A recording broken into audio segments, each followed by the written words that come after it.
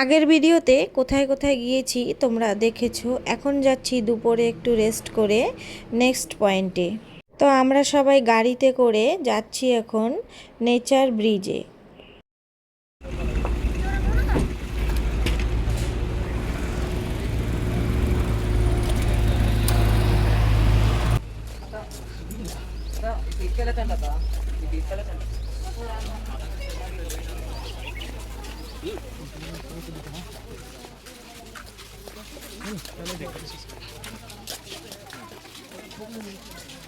ভিডিওটা বেশি স্কিপ করিনি, কেন কি এই যে জায়গাগুলো এগুলো দেখতে কিন্তু খুবই সুন্দর, আর নিজের চোখ দিয়ে দেখা কিন্তু আরও সুন্দর ভিডিওর থেকে।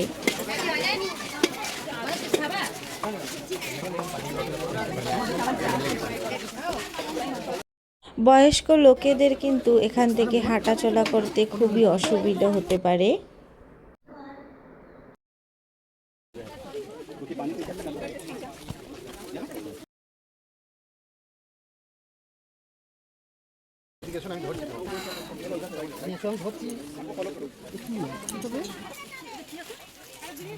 এই যে দেখতে পাচ্ছ, এর উপর দিয়ে কিন্তু হেঁটে যেতে হবে একটু ভিতরের দিকে নেচার ব্রিজটা।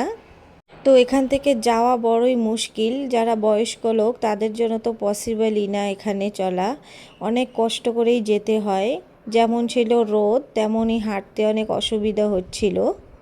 তো ফাইনালি আমরা দেখো নেচার ব্রিজের কাছে পৌঁছে গেছি। দেখতে কিন্তু অসাধারণ, সত্যি কিন্তু অনেক সুন্দর, কষ্টর ফলটা পেয়ে গেছি কিন্তু।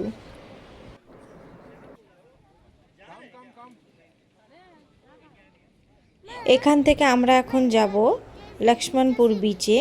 তো ওই বিচটাও একটু ভিতরে, তো রাস্তা দিয়ে একটু হেঁটে যেতে হবে, ওখানে গাড়ি যায় না। তো আমরা হেঁটে হেঁটে চললাম, সবাই একটু ফটোশ্যুটও করলাম।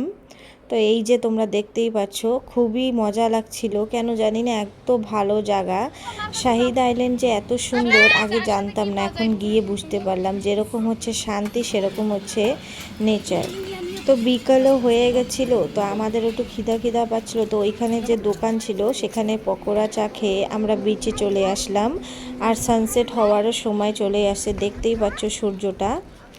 এখানে এসে বুঝতে পারলাম যে হ্যাঁ, স্বপ্নেরও দুনিয়া থাকে। আশপাশের নেচারটা একটু দেখো, এত সুন্দর, গাছগুলো তো খুবই সুন্দর লাগছে।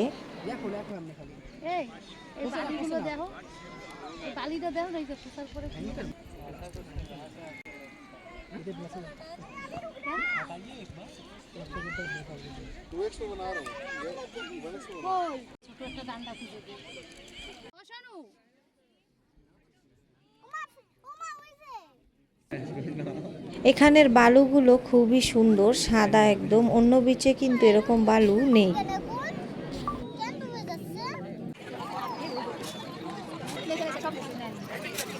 এটা অফ সিজন চলছে, তাহলে সিজনে কত লোক হয় জানে কে।